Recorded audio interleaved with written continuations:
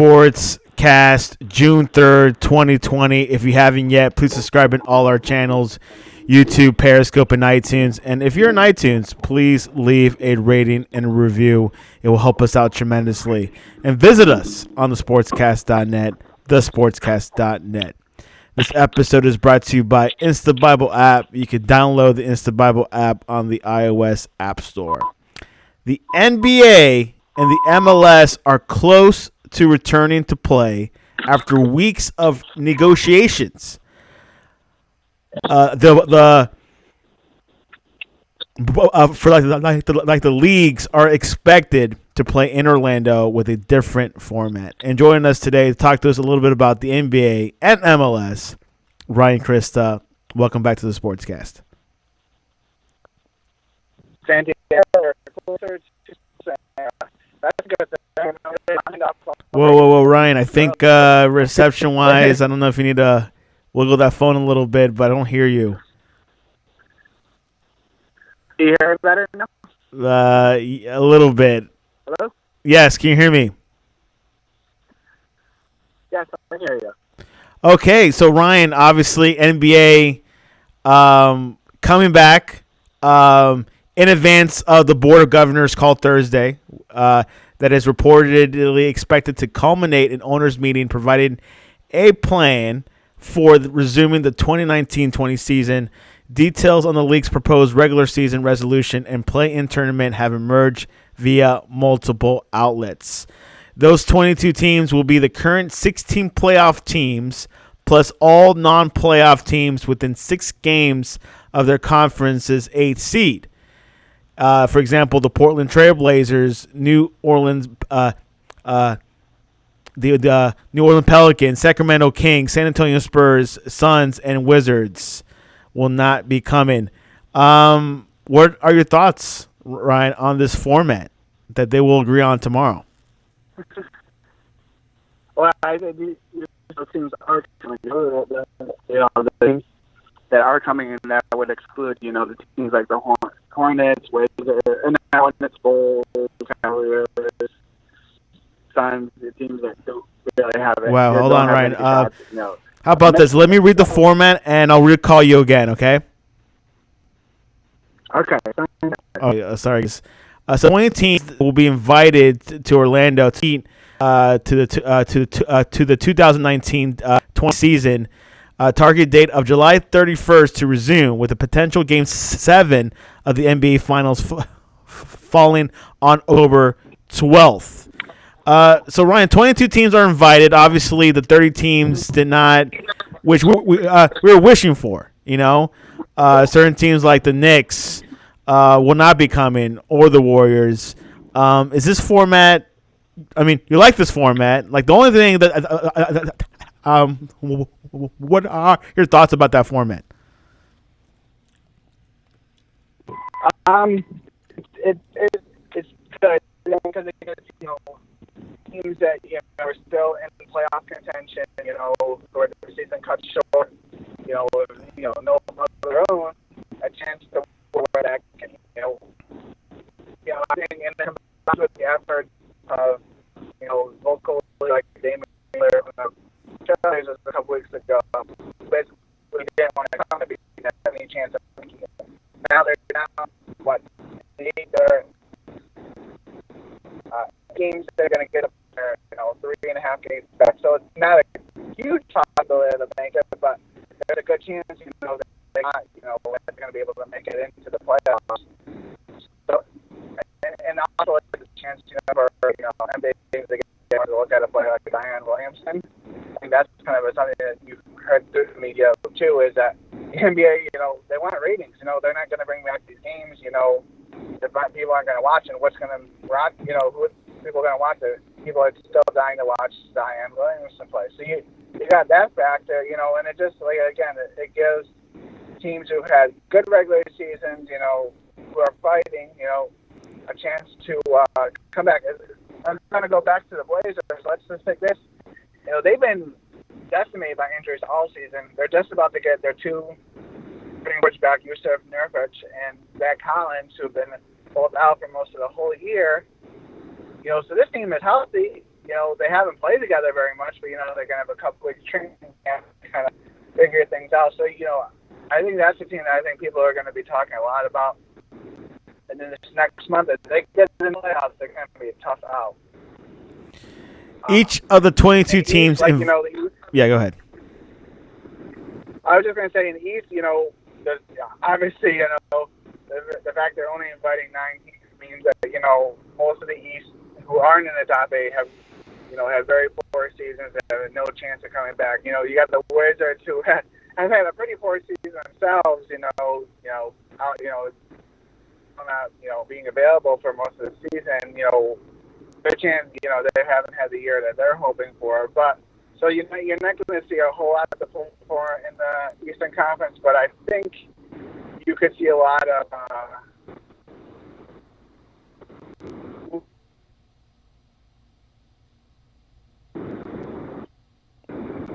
Ryan, we lost you a bit.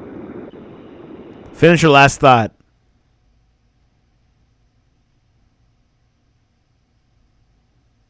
Ryan, Christa, we lost them. Let's reconnect with them again.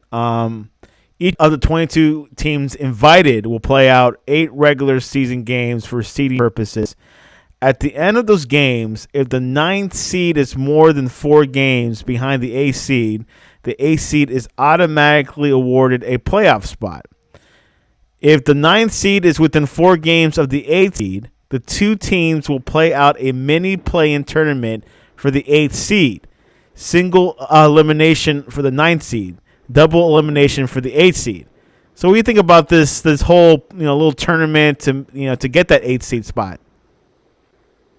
It's different. There's a lot of factors in this sport, Santiago. It's totally different.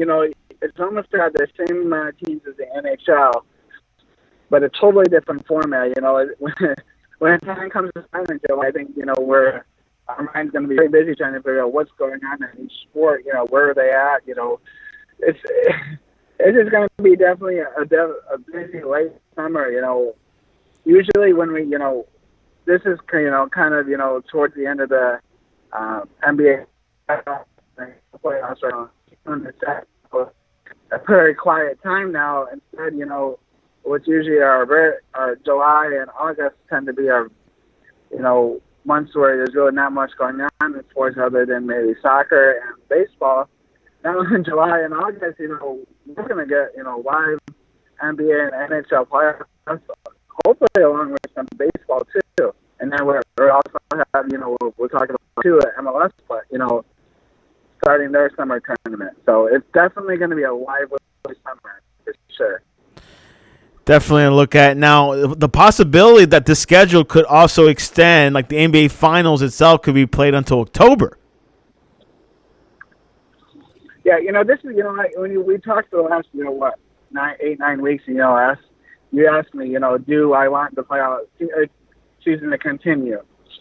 And I was very lenient, when I thought it really wasn't going to happen, there wasn't much movement, all this has really happened in the last week or two, all of a sudden all this momentum, as states are opening and, states are opening with success, and the spread is going down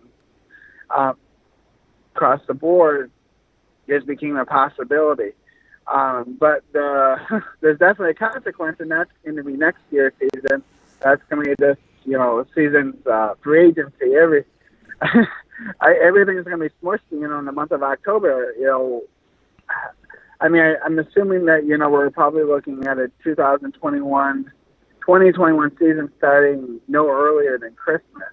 Because remember, you got to get in an NBA draft, and you got to get in, free agency. Yeah, but the NBA draft might happen this summer. Also, the NBA free agency will happen this summer, I've heard. Yeah, it could.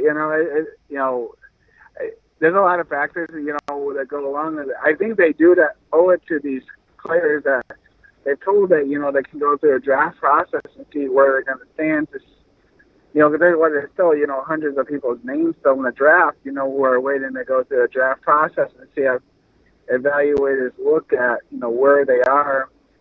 Because you remember college basketball, they go back to school and, August, so they got to know whether, what are they going to do? Are they going back to college basketball? Are they going to put their name in the NBA draft? So they definitely owe it to have this draft sooner than later. Definitely a whole different year for the NBA, but I bet the NBA will have a champion in 2020. And but this is good for some players, just looking at it at a physical health level. Some players that needed more time to heal up, but still coming back July 31st, they got like 4 months to play basketball, which is not easy. It is wear and tear on the bones. It's going to definitely be interesting because, you've got the Milwaukee Bucks in the Eastern Conference are head and shoulders above everybody in the Eastern Conference, from the whole season, is that are they going to be at the same level? The Lakers going to be the same level? Is this rest going to help LeBron James' older body? That's a lot.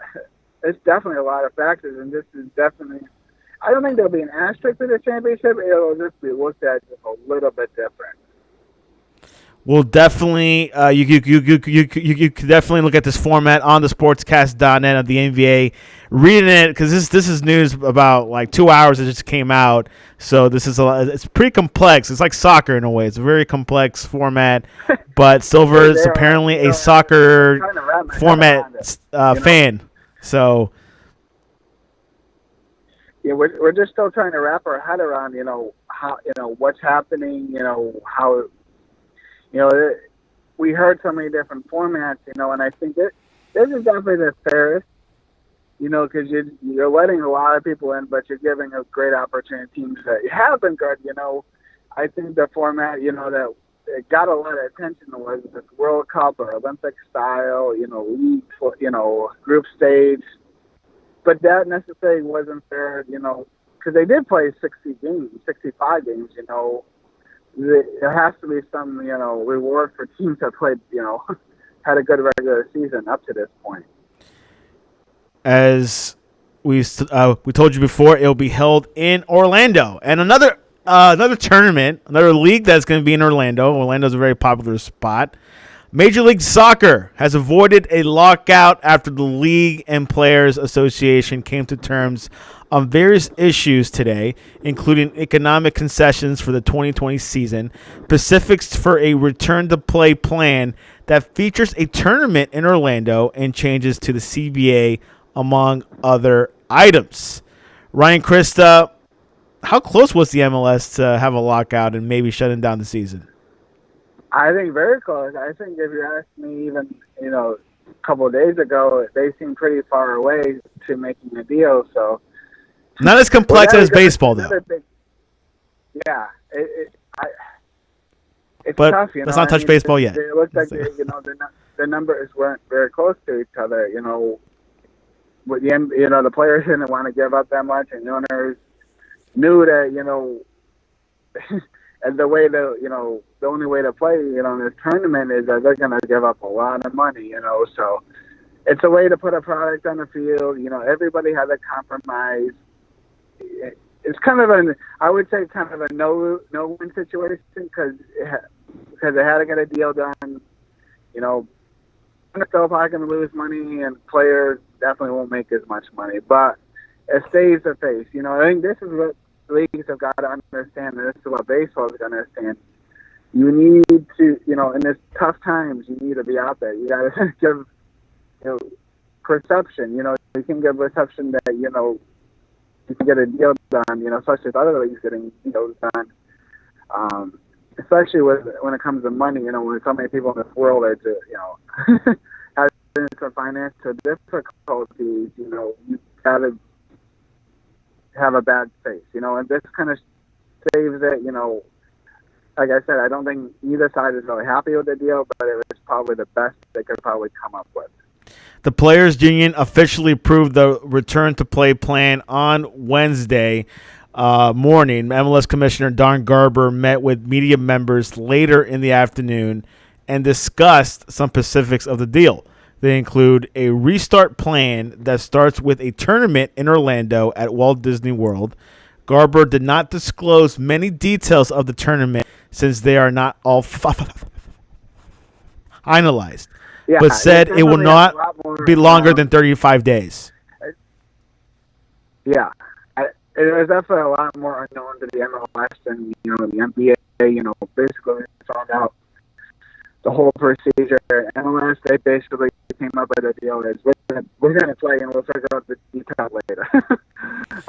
So I think maybe they have more of a framework than they discuss. They're not giving, but right now it doesn't seem like they know a lot of what's going on. Other than all the teams are going to Orlando to start up their season. So hopefully soon enough you'll get to see your Inter Miami in action soon. Yeah, that team hasn't really. I mean, it started only played 2 games this season, so we'll see how if they'll. They'll continue, but we'll see how it goes. Players will take a 5% salary adjustment in 2020. Players and the league will begin revenue sharing from a new media deal in 2023. Players will get a 12.5% cut of the revenue in 2023 and 25% cut in 2024 and 2025. Garber says MLS will take a like the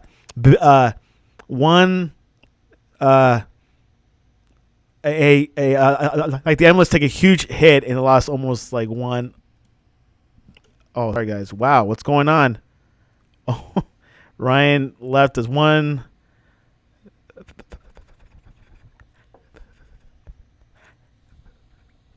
million. Ryan, you're still there. Lost you for a bit. Yeah, so MLS took a huge hit. Yeah, huge hit. They lost a lot of money, but like we said, MLS will be back next month, I believe in July. So a lot of things are going to happen in Disney, but of course it'll be closed to the public. Baseball news: Major League Baseball made official what was expected since this past weekend, and formally rejecting Major League Baseball Player Association 114 game proposals, which was told to ESPN. MLB is not countering, which brings the possibility of it implementing a 50-game season into play. Ryan, it's going to be a shorter season than we thought. Yeah, it is unique. I think usually owners want more games in sports and players want to play less. This is the complete opposite. Owners want, players want to play 114. Owners want a 50. So here's what I pretty sure is what's happening. Owners first give out a plan for 80 games a couple weeks ago, but then they say, we want to play 80 games, but we don't want to pay you for 80 games. We want to prorate that salary even less than what we told you before. Players agreed to in March to getting a prorated salary, meaning that they'll get paid, the amount per game, for the season of, dividing it up. Then the owner said, we want to play 80 games, but we're not going to pay you a prorated salary. We want to take even less out. And the players said, no. So then they said, we'll take a prorated salary at 114 games, and the owners are, they said, we'll pay you for the 50 games because that's how much money we're going to prorated salary at 50 games because that's how much we can afford to pay you. It's definitely a grim look for baseball. It's not a good look financially. A sport that we talk about that's falling. Who's saving? MLS saving face, taking a deal that both sides don't necessarily like, just to be able to make sure they play. Baseball. MLS is rising. Baseball is falling. Are they going to meet in the middle here? Something to definitely look at, of course. The start date for Major League Baseball is in July, but it could be pushed back to August. We'll definitely keep you. We'll definitely keep the audience informed, and of course, visit it on thesportscast.net on the latest on Major League Baseball. The drama is still continuing. By the way, have you noticed when you turn on like ESPN and like the morning time, they're showing Korean baseball? Oh yeah. I think we're talking. It's kind of my morning routine now is to watch a little bit of Korean baseball after I take a shower and I'm getting ready. It's not bad baseball. It's not. It's kind of I would say It's not high level. A, triple A kind of trio. Yeah. I kind of think it's about the third best. Japan, when it's at its fullest, it's definitely the best league in baseball. Well, this is definitely the third best. You've got a lot of players who definitely, the American players who said, I don't want to play in the minor leagues. I want to go to Korea where, I can make some money, better money than minor league baseball, less, travel and buses probably, better life over there than you would, at cheap hotels and traveling to small little cities on a bus. So, it's not bad baseball. It's, they're definitely skilled. So I enjoy watching it, and it's better than nothing. Better than nothing. Of course, you're able to see it in the morning time. I believe it goes until 8 or 9 o'clock before Get Up begins. But yes, ESPN signed a exclusive TV deal with the Korean Baseball League to fill in those sports gaps, because there's not much sports going on except the Bundesliga, NASCAR, and now the Korean KBL. More soccer is coming, Santiago. More soccer is coming. Like Ryan says, June 17th, the Premier League is coming back, same as La Liga. So those gaps are filling in for the soccer. So it'll be a busy summer than usual. Like we're seeing regular sports in the summer because typically it's just international tournaments or some other it's pretty much international tournament. Then now the summer, not just baseball not even start this summer. Baseball could start to the fall. So I guess here's my question, Santiago. You talk about being pushed back. You might be more into the England. What are they going to delay the start of the next season for these? Great question. I have not heard what they're going to do for the following season. I imagine they probably start to like October. I know they're going to play through June, July. So I'm guessing at the earliest September, depending on the players and the whole situation. But I've not heard. Champions League will resume in August. So think about it. They did have a 2-3 month break, which is kind of a little bit more than normal time for a break. So they might play throughout the year. Most soccer players have very little of any break, because you go right. 2 weeks max, which is which could be too much already by then. You go in the end of May. You got some international competitions usually in June, and then by July you're playing in your league again. Friendlies. Yeah. I don't think we'll definitely get some sort of transition, I guess.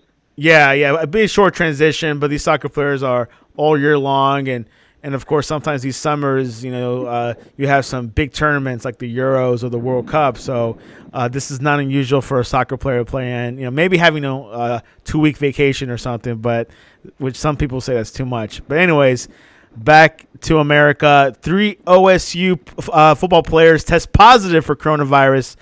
Oklahoma State Senior Associate Athletic Director Kevin Clintworth tweeted Wednesday that over 150 staff, administration, and student athletes have been tested. 3 student athlete tests resulted in asymptomatic positives. He said positives were expected and the plan for that scenario has been activated. Clintworth said in his tweet, "We'll be as forthcoming as possible on the COVID issues." Yeah, this is important, Santiago, because as student athletes come back to campus for football, like that, athletic director said there's going to be positive tests, especially if they're out here, in any of these mass rallies going on right now. There's going to be a positive test. Like he said, they got a plan. Each campus has got a plan. I'm sure they're some sort of quarantine by themselves that they can't leave, until they, are declared, negative for the virus. So, this is what all the sports got to realize. If they want to be, go on to move on with sports. There's going, in the near future, there's going to be positive tests. It's how we react to it. We talk about that.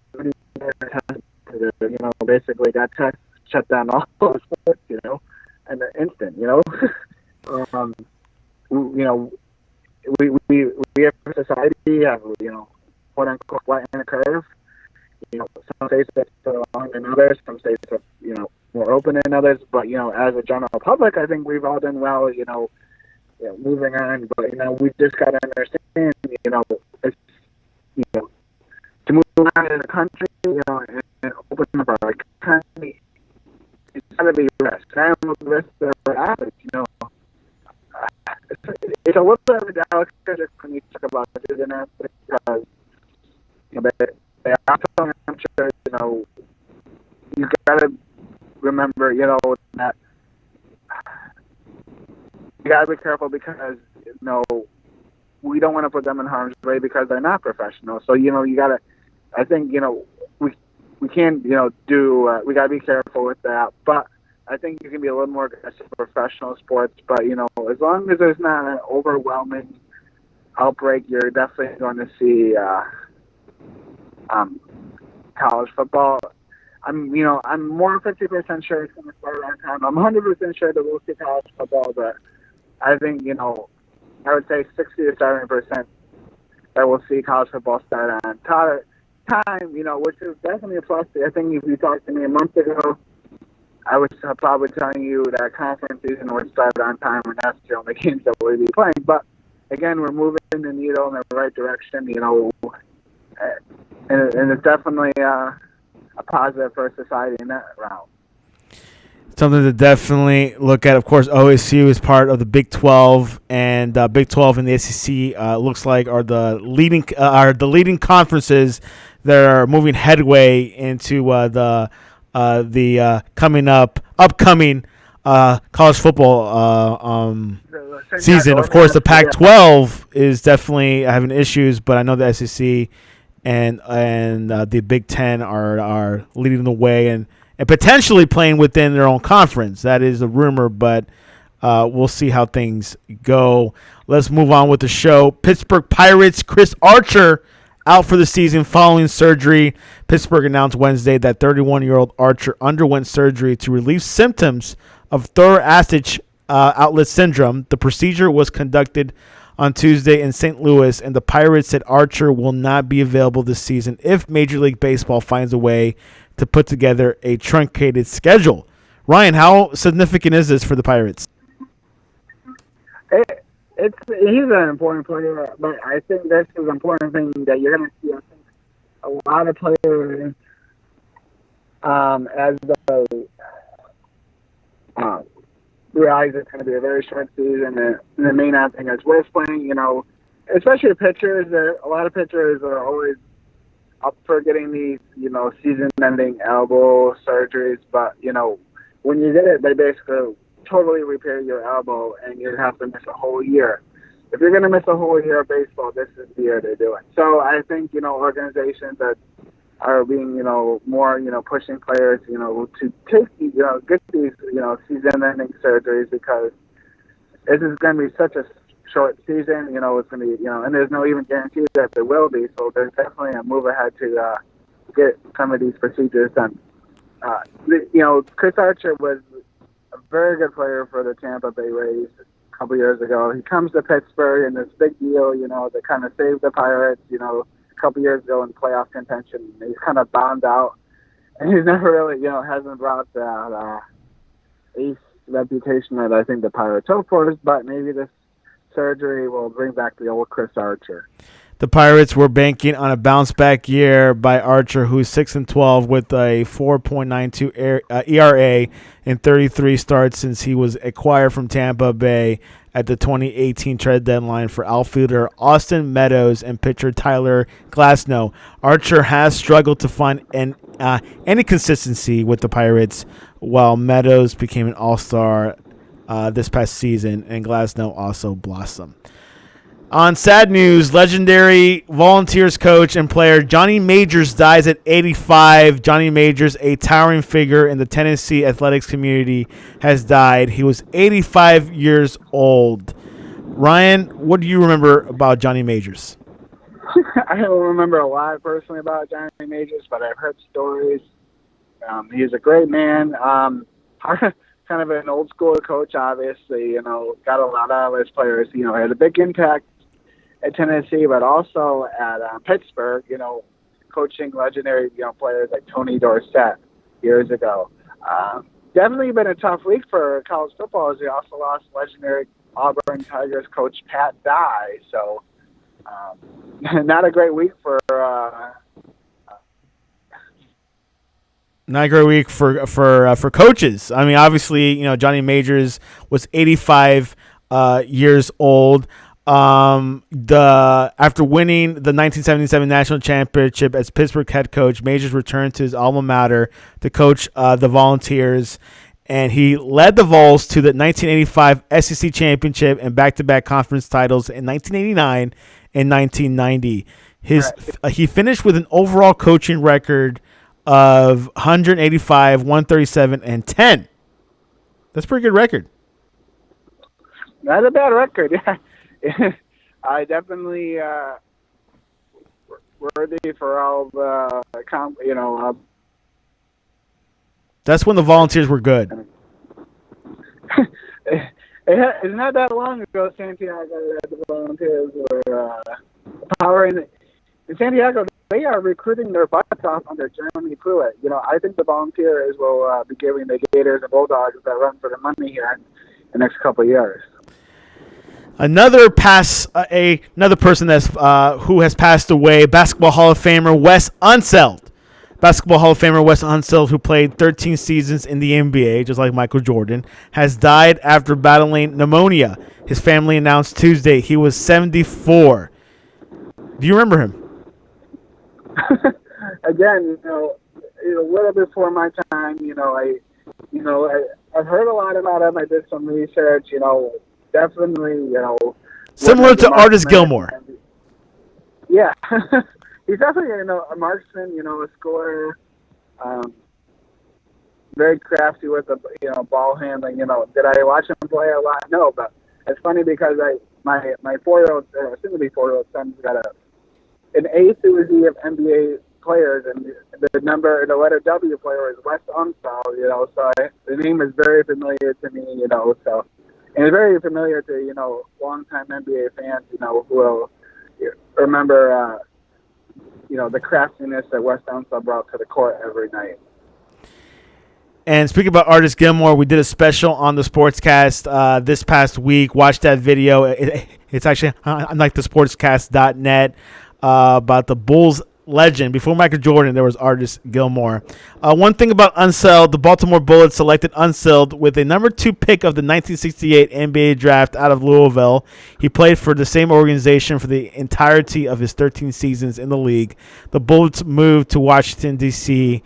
and became the Capitol Bullets for the 1974 season, and then became the Washington Bullets for the 1974-75 season, and later the Washington Wizards. I didn't know they were called the Capitol Bullets. No, I remember them being known as the Bullets. Just the Washington Bullets as a kid. Before they became the Wizards. That's why you watch the Sportscast, because we got some interesting stats like the Capitol Bullets and Artis Gilmore. Yeah, he's definitely always important to bring the Bullets. Only championship as a franchise, back in the 70s. So. Definitely the 70s and 80s, which most people don't really remember much of those times. People maybe, back in the 80s and on. While I was doing research for like Artis Gilmore, like ABA was like the USFL. It was like a whole different league. Oh, it's totally different. That they had their patented red, white, and blue ball. And Ryan is dying off. Ryan, you're still there. Ryan, do you need CPR? We're going to have to hang up and redial him, guys. Let's bring him back in. He's probably in a snowstorm in Rochester. Oh, sorry. There's no snow in Rochester as far as I know. But you never know. Maybe up in Alaska. Ryan, Christa, you're back. I'm here. Has there ever been a snowstorm in Rochester in like the month of June? I'm sure there has been. Right now, we're not breaking records with heat like we did a couple weeks ago, but or we might be breaking terrible cell service records here. I don't know. Yeah, you might have to upgrade to AT&T or maybe Metro P. Well, not Metro PCS. I do not recommend them or T-Mobile. I recommend AT&T and Verizon. I know they're a little bit more expensive, but trust me, it'll get you through the sportscast and some clients. So, anyway, anything else before we head into poll questions and the conclusion of the show? It's definitely a unique time in our country, and I'm not positive about we need sports. We need sports to get back. Bring some sanity back. Things that, we need something, to get our minds off of the craziness, of this world. It's just a tough time, but I think sports can be that healing, and the quicker we get back on the court, on the ice, on the ball field, the quicker we're able to get our kids out there playing sports, the quicker I think we can heal or so that, we're nothing really I hope sooner than later, the exciting news, and it's pretty much healed, nothing, happens, and they're going, we're going to have basketball, NHL hockey, MLS soccer, and knock on wood, we get these baseball players and owners that get them together and knock out the deal. I definitely concur with statement. I think sports will definitely calm down some things and definitely distract us. And just like last Sunday, I was watching the match. Even though it was just Tom Brady, Peyton Manning, and Tiger Woods and Phil Mickelson, it felt very relaxing. It was fun. I was enjoying my time. But hopefully, with the start of course, the NBA's missed until end of July. Baseball, hopefully sometime in the summer in the MLS. But, hey, you got the Premier League, even though with no fans, but we'll definitely get distraction, some escape. Santiago, but we have the golf coming up next week and the PGA Tour. That's right. That's a big one. That's a big one. Who's who are the stars? Like, Spieth is coming back, Mickelson, Tiger Woods. Like, who will be participating? There's a couple of foreign, Adam Scott. I think, a couple of the Australian players, because of the rules with, the PGA's enforcing players to come back 2 weeks early before they can play. So a couple of the Europeans and Australian, major players on the tour, I think are still going to stay at home until they get closer to the majors, which will be later in the summer and into the fall. So I think the first couple weeks you might not see all the stars there yet, but we'll get closer. Again, I'm not a guy who watches a normal PGA event, but it's a lot higher than NASCAR for me. I've tried NASCAR. I'll follow it. It's hard for me to watch different bars, but I'll watch Bundesliga soccer. But it'll just be nice to get, regular sports back on our home soil. So. Yeah, that's definitely. We'll see a lot of international play in the next couple of weeks this month. But domestically, the main leagues, the closest one for sure is NBA, and that won't be starting until July 31st, live from Walt Disney World. Poll question of the day, coffee or tea? Really simple. Ryan, what is your pick? I would say C, Pepsi, but I guess I go tea. Tea it is, but the poll, people are selecting coffee at 64%. And tea at 35%. That's a pretty wide margin, right? Yeah, I mean, like I said, I don't drink any of them, so I don't know. I guess I don't really. I've tried both, and I guess if I had to, I'd pick tea, but neither of them really is my cup of tea. I guess not that much, but. Yeah, definitely. I think tea.